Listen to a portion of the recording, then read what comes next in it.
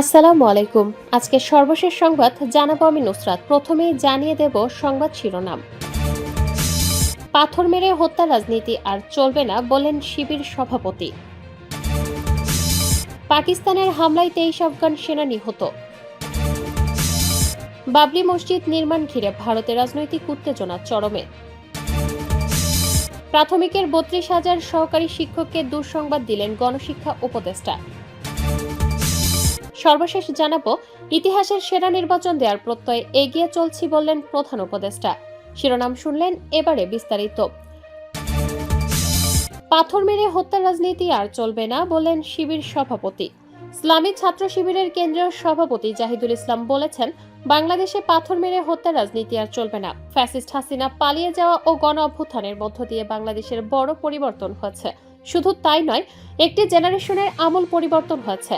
দেশের বিশ্ববিদ্যালয়ের সাধারণ শিক্ষার্থীরা পুরনো ধাপের রাজনীতিকে বিশ্ববিদ্যালয় থেকে প্রত্যাখ্যান করে গঠনমূলক শ্রদ্ধাবোধ রাজনীতির দিকে ধাবিত হয়েছে। দেশের ছাত্র জনতা পাথর মেরে মানুষ হত্যা করার রাজনীতি প্রত্যাখ্যান করেছে। রোববার সন্ধ্যায় কুমিল্লার 14 উপজেলার উজিরপুর ইউনিয়ন আয়োজিত বাংলাদেশ জামায়াতে ইসলামীর নায়েবে আমির ডাক্তার সৈয়দ আব্দুল্লাহ মোহাম্মদ তাহিরের পক্ষে দাঁড়িপাল্লার গণমিছিল শেষে প্রধান অতিথির বক্তব্যে তিনি এসব কথা বলেন। তিনি বলেন, জুলাই আগস্ট গণ অভ্যুত্থানের পর ভেবেছিলাম দেশের রাজনীতি সংস্কৃতির কিছুটা আমূল পরিবর্তন হবে। তবে দেশের কিছু কিছু ব্যক্তি দল গোষ্ঠীর মাঝে সেই পরিবর্তনটি লক্ষণীয় না, বরং খুনি হাসিনা যে কাজগুলো করে যেতে পারেনি সেসব গোষ্ঠীর দল ব্যক্তিরা সেই কাজগুলো নিজেরা হাতে তুলে নিয়েছে। বাংলাদেশের প্রেক্ষাপটে খুন, গুম, পাথর মেরে মানুষ হত্যার রাজনীতি আর রাজনীতি চলবে না। দেশে কোনো প্রকার হামলা, দুর্নীতির রাজনীতি চলবে না। দেশে গঠনমূলক সহনশীলতার রাজনীতি চলবে না। যারা আবু সাইদ হয়ে নিজের জীবনের রক্তের বিনিময়ে ফ্যাসিবাদকে বিতাড়িত করেছে তারাই এ বাংলাদেশে গড়বে। পাকিস্তানের হামলায় 23 আফগান সেনা নিহত। পাকিস্তানের সেনাদের গত দুদিনের হামলায় কমপক্ষে 23 আফগান তালেবান সেনা নিহত হয়েছেন। গতকাল রোববার এক প্রতিবেদনে জানিয়েছে পাক সংবাদ মাধ্যম দ্য নিউজ, বেলুচিস্তানের চামান সীমান্তে এসব সেনা নিহত হয়েছে বলে একটি বিশ্বস্ত সূত্র নিশ্চিত করেছে বলে দাবি করেছে সংবাদ মাধ্যমটি। তারা বলেছে, শুক্রবার মধ্যরাতে সীমান্তের জামান সেক্টরে আফগান সেনারা যুদ্ধবিরতি লঙ্ঘন করে প্রথমে ছোট অস্ত্র দিয়ে গুলি করে। এরপর তাৎক্ষণিকভাবে পাকিস্তানের সেনারা জবাব দেয়। প্রথমে হালকা অস্ত্র ব্যবহার করা হয়, পরে 45 মিনিট ধরে গোলাগুলি চলে। তালেবান সেনারা যেন পাল্টা জবাব দিতে না পারে সেজন্য পরে ভারী অস্ত্র মোতায়েন ও ব্যবহার করা হয়, যার মধ্যে রকেট লঞ্চার, কামান এবং গুলির ভারী অস্ত্র ছিল। এই হামলায় আফগান তালেবান সেনাদের 3টি সীমান্ত চৌকি সম্পূর্ণ ধ্বংস হয়ে যায়। একটি সূত্র বলেছে, সাধারণ আফগান জনগণ যেন ক্ষতিগ্রস্ত না হয় সেজন্য নির্ভুল অস্ত্র ব্যবহার করা হয়।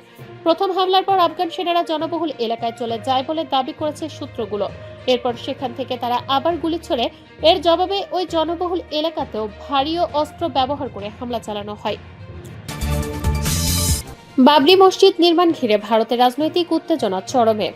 ভারতের অযোধ্যায় ভেঙে ফেলা বাবরি মসজিদ পুনরায় নির্মাণকে কেন্দ্র করে পশ্চিমবঙ্গের রাজনীতিতে চরম উত্তেজনা বিরাজ করছে। এ ঘটনাকে সাম্প্রদায়িক সম্প্রীতির হুমকি হিসেবে দেখছে বিজেপি। জনগণকে সতর্ক করেছেন রাজ্যের মুখ্যমন্ত্রী মমতা বন্দ্যোপাধ্যায়। পূর্ব ঘোষণা অনুযায়ী শনিবার মুর্শিদাবাদের রেজিনগরে বাবরি মসজিদের ভিত্তিপ্রস্তর অনুষ্ঠান ঘিরে তৈরি হয় ব্যাপক আলোড়ন।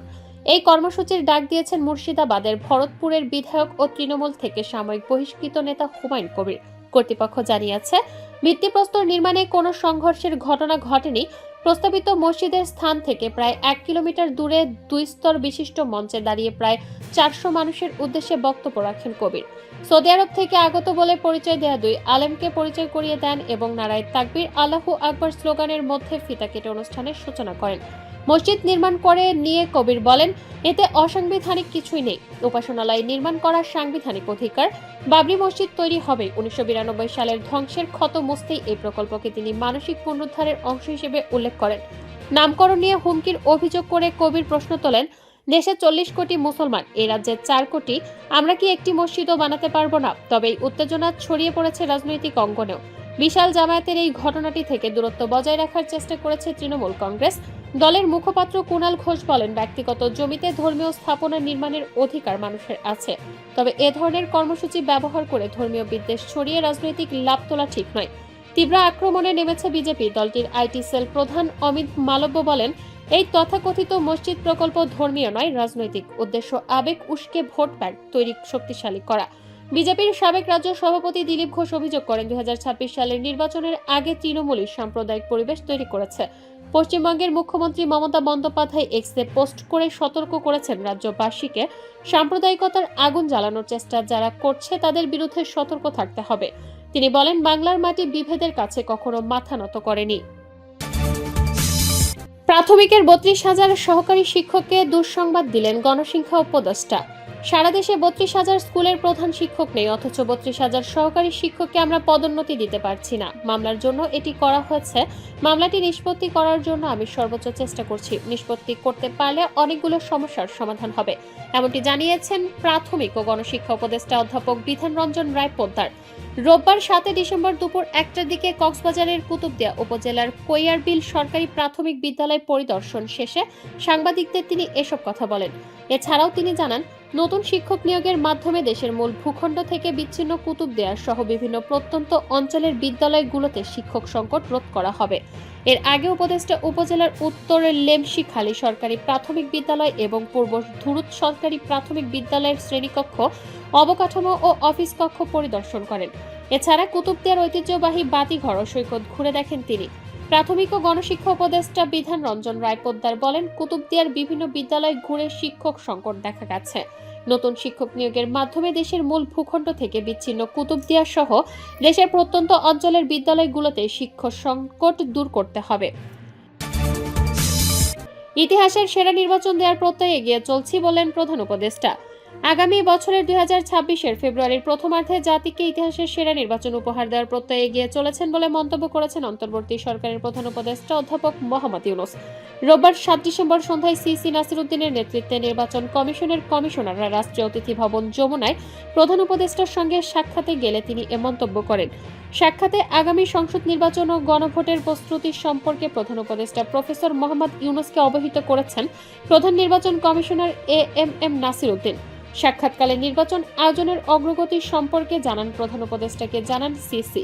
এ সময় নির্বাচন কমিশনার আব্দুর রহমানের মাসউদ তাহমিদা আহমেদ, মোহাম্মদ আনোয়ারুল ইসলাম সরকার, ব্রিগেডিয়ার জেনারেল অব আবুল ফজল মোহাম্মদ সানাউল্লাহ এবং নির্বাচন কমিশনের সিনিয়র সচিব আক্তার আহমেদ উপস্থিত ছিলেন। অপরদিকে জাতীয় নিরাপত্তা উপদেষ্টা ডক্টর খলিলুর রহমান এবং প্রধান উপদেষ্টার মুখ্য সচিব এম সিরাজউদ্দিন মিয়া বৈঠকে উপস্থিত ছিলেন। সাক্ষাৎকালে প্রধান উপদেষ্টাকে সিসি নাসিরউদ্দিন জানান, নির্বাচন আয়োজনের ক্ষেত্রে সব ধরনের প্রস্তুতি সঠিক ও সুন্দরভাবে এগোচ্ছে এবং ফেব্রুয়ারির প্রথমার্ধে জাতীয় নির্বাচন ও একই দিনে গণভোট আয়োজনের জন্য কমিশন সম্পূর্ণ প্রস্তুত। প্রস্তুতিকালে ইসিকে পূর্ণ সহযোগিতা প্রদানের জন্য প্রধান উপদেষ্টাকে ধন্যবাদ জানান সিসি ও অন্যান্য নির্বাচন কমিশনাররা।